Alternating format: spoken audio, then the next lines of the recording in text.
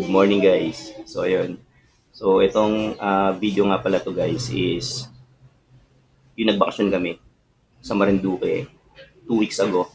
Last May 15 to May 19. So ayun.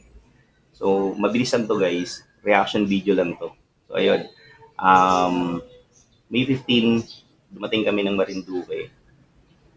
So around 4:30 PM. So yung experience namin pagsakay ng barko sa Balanacan, okay. Unfortunately, yung barko na sakyan namin, yung Star Horse, is mainit. So naka 31 degrees siya guys. So nakapan siya.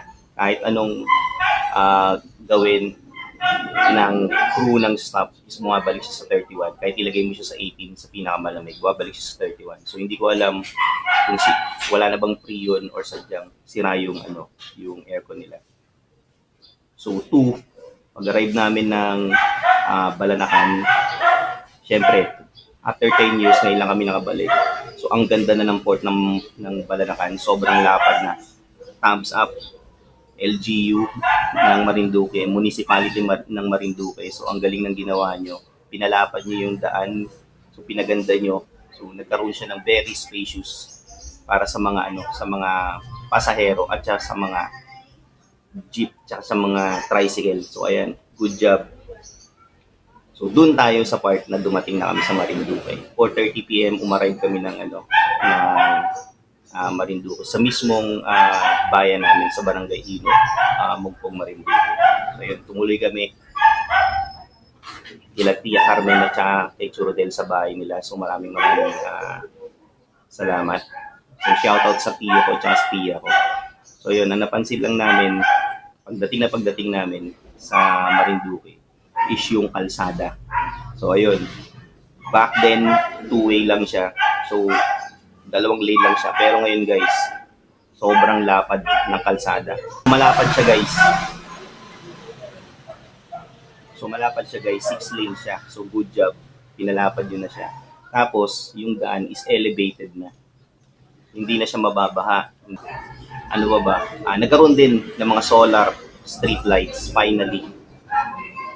So ayun, shout out LGU and Municipality of Marinduque. Ayan, so may mga solar lights na sila, solar light post. Ayan, tapos yung daan nila na 6 lanes, may ilaw na rin para siyang runway at saka taxiway ng mga airport.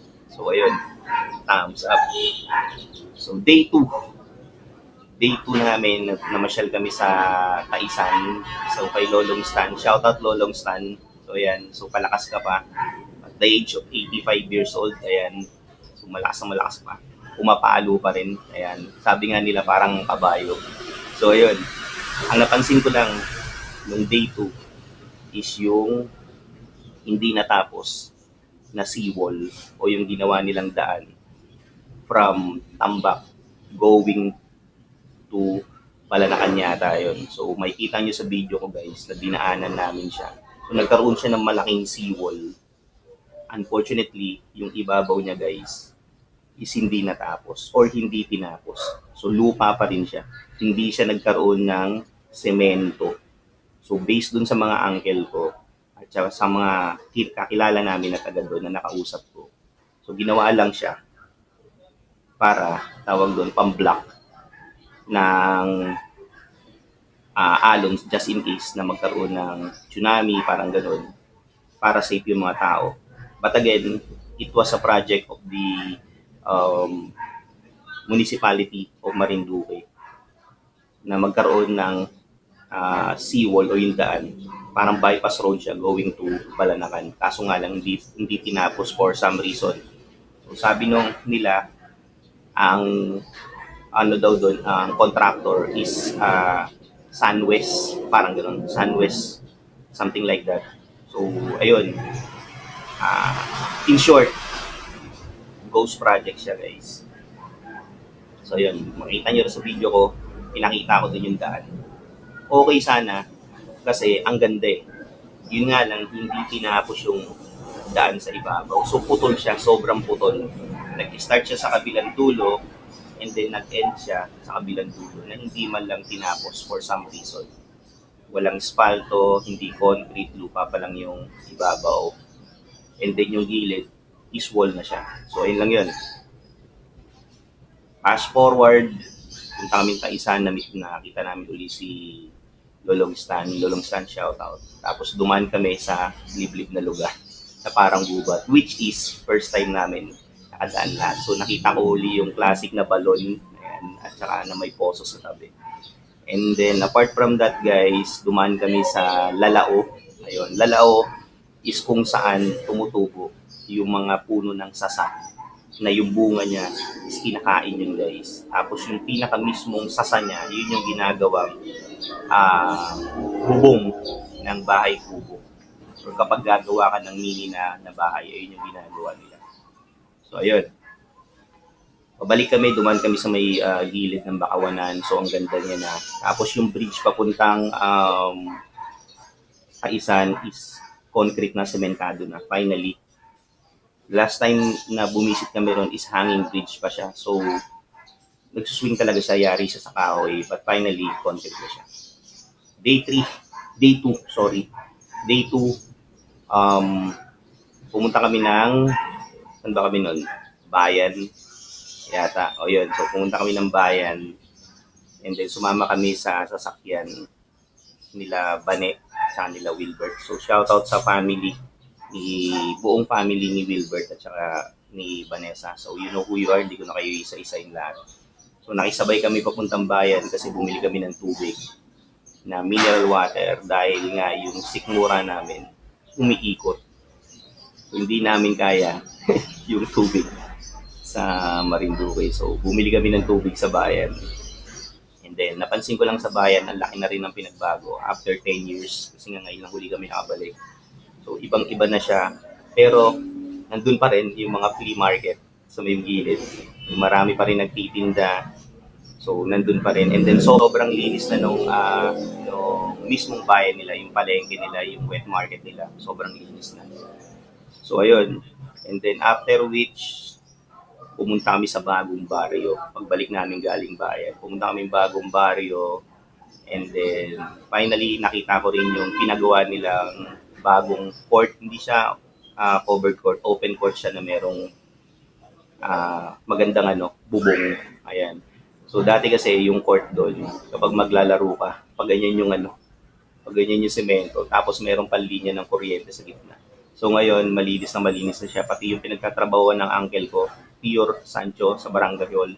Shoutout sa inyo lahat dyan. So ayun, okay na siya. And then maganda na yung court. And then yung mga bahay sa loob ng bagong baryo is ang gaganda na. Compare dati, kung nag-upgrade na sila ngayon, ang gaganda na.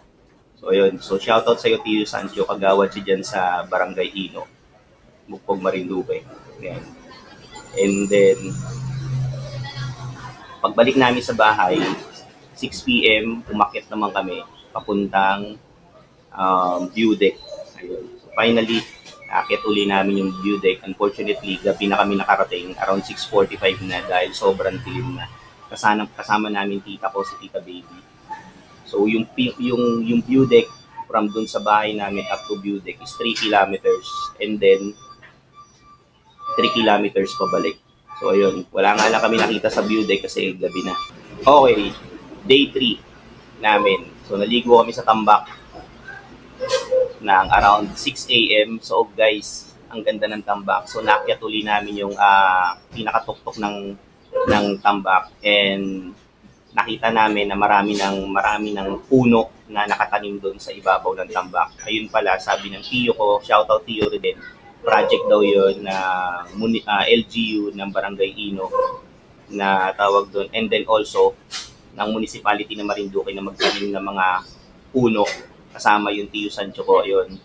Tio Sancho, shoutout. So, ayun, project nila yon. And then yung mga nakatanim na puno, guys, sa ibabaw is puro nara. So, good job. At hindi na siya babahain or magkakaroon ng landslide kapag tumubo na yung mga puno din sa ibabaw ng tambak. So, sobrang dami. Project yun, guys, na Marinduque. So, ayun, kasama dun yung Tio Sancho ko. And then, nakita rin namin yung ulong sa kabilang part. Wow, ang ganda din ng ulong, walang pinagbago. Nagkaroon nga lang siya ng mini island sa may bandang gitna na nagpadagdag sa ganda ng ulong. At isang bagay pa, na nakatawag pansin sa akin doon is yung tatlong puno na I don't know kung anong tree yun, basta tatlong puno siya. Nasabi ng tiyo ko, si Tio Reden, nung time na nagbakasyon daw doon yung pinsan ko na si Karen, tsaka yung family niya. Tawag doon, so ayun, kasi tawag doon parang kapag kumapit ka yata doon sa puno at nag-wish ka na gusto mong magka-baby, bibigay sa'yo. So ayun yun, kaysa daw ang dami daw pupunta sa Ubando, sumasayaw, and then wala pa rin nangyayari. Di pa rin sila nabubuntis. Pero yung cousin ko, nagbakasyon din, pumunta sila doon, humawak daw siya sa puno, and then parang nag-wish or something na ganito, na gusto niya magka-baby, nabuntis siya, at ngayon, may baby na sila.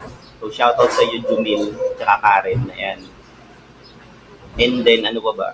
So, kung kami tambak, naligo kami, so, mabato nga lang, guys, dun sa tambak. So, ganun pa rin, walang pinagbago. So, mabato siya, pero malinaw yung tubig. So, mayroon kami nakitang isang tao doon, si Buriko. Shoutout sa iyo, Buriko. Ayan, second cousin siya ng mother ko, sa kanila Tio rin din. So, ganun pa rin siya, guys. Wala pa rin pinagbago. Sa tuwing makikita namin, lasing pa rin siya. So, wala siyang pinipiling oras.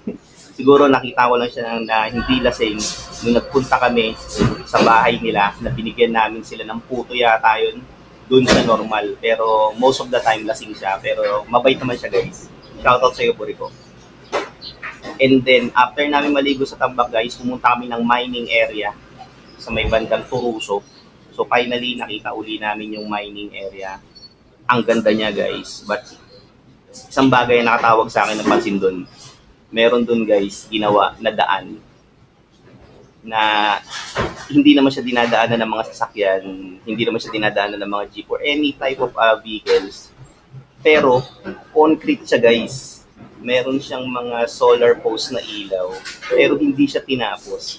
Makikita nyo, guys, sa video dito, na dinaanan namin yun siya. Concrete, guys, yung daan niya.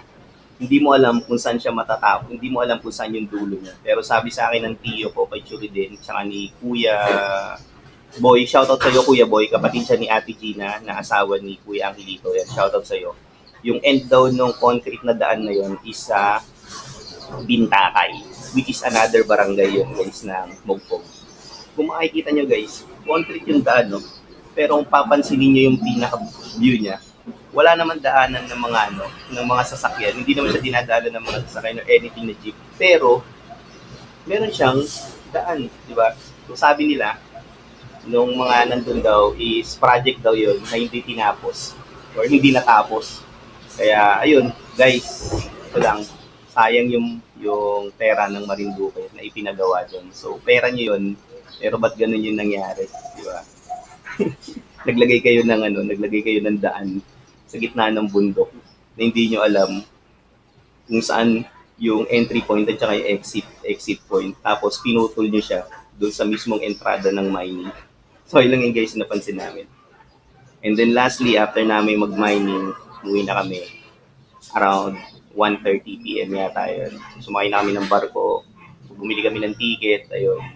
Yung ticket nga pala is pricing ng 430 pesos kasi may promo daw sila, yung Montenegro. So, tinapat na lang nila sa price ng estudyante at saka ng senior, 430 pesos siya. Yun nga lang, huwag kayong magpapano sa trick nila. Pag sinabi nilang 2 p.m. aalis, ano lang yun, guys, panggap lang yun. So, dumating kami na 1:30, so still have 30 minutes. Pati kami nadali. Ayun pala, umalis kami ng 3:05 or 3:10. Kasi nga, pupunuin pa ng sasakyan yung Montenegro na barko. So, ayun nga lang. But anyway, nakarating naman kami ng safe dito sa amin. Or past 6 p.m. pala, sorry. Dumating kami ng Dalahican. Lucena. So, yun, wala pa rin pinagbago. Takbuhan pa rin. Yung daughter ko, tumakbo. Kasi nga, ganun ang doon, guys. Ganun ang labanan doon. Kapag hindi ka tumakbo, ay iwan ka ng bus na biyaheng like Cubao or LRT or Loton. Kasi nga, puno na siya, guys. Kapag naglakad ka ng daan-daan. So, kailangan mo siyang tumakbo. So, ayun, guys. So, day 0, day 1, day 2, and day 3 namin sa Marinduque ay yung na-experience namin. So again, itong clip na to is reaction video And then honest review lang dun sa mga nakita natin at saka na-experience natin sa Marinduque. So again, sana hopefully makabalik kami sa Marinduque by next year or kung hindi man sa mga darating na taon para makapagbakasyon ulit kami ng buong family ko. So hanggang sa susunod na travel guys, peace out.